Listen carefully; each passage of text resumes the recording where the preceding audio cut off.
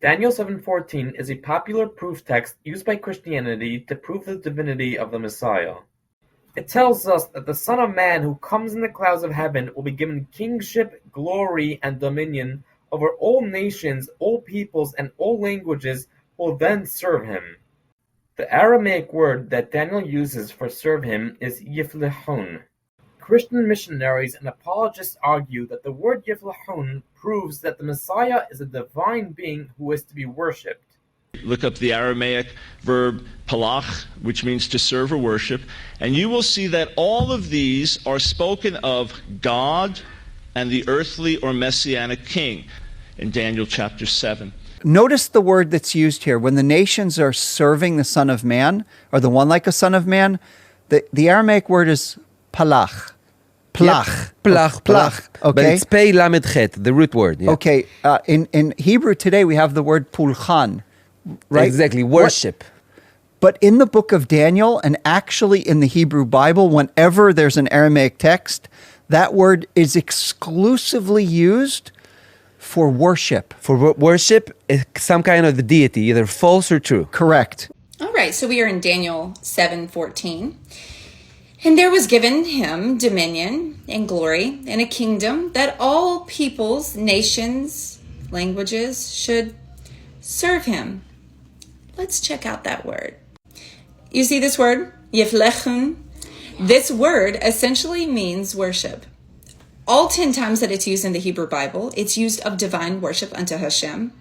And that would include things like the temple, the things inside the temple, the priesthood, etc.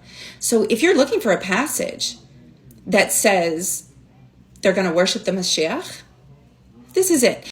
Now this is a really faulty argument, because the word Pelach could mean worship and it could mean serve.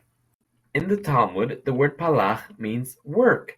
In the Targum Onkelos and Targum Jonathan, the word Pelach also means work.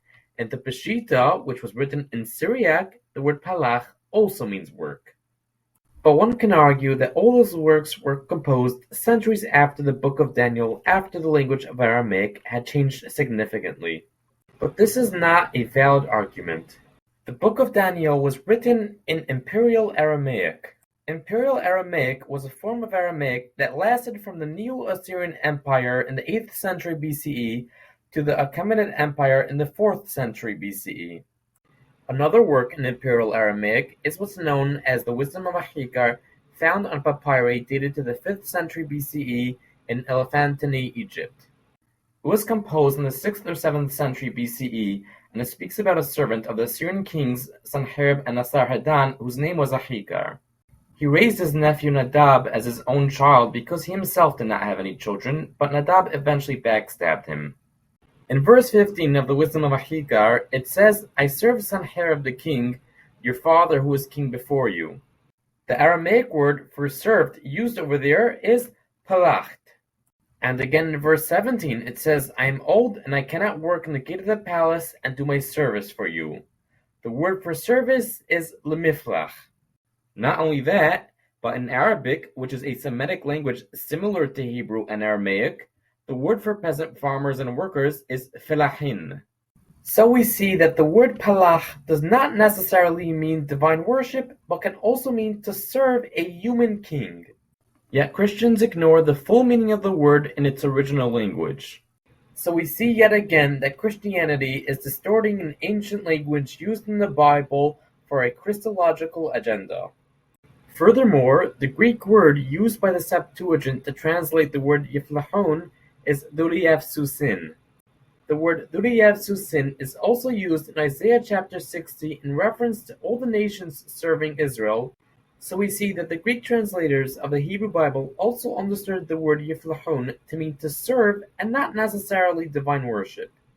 Furthermore, the word for worship in Hebrew is avod. The same word avod is also used for work or service.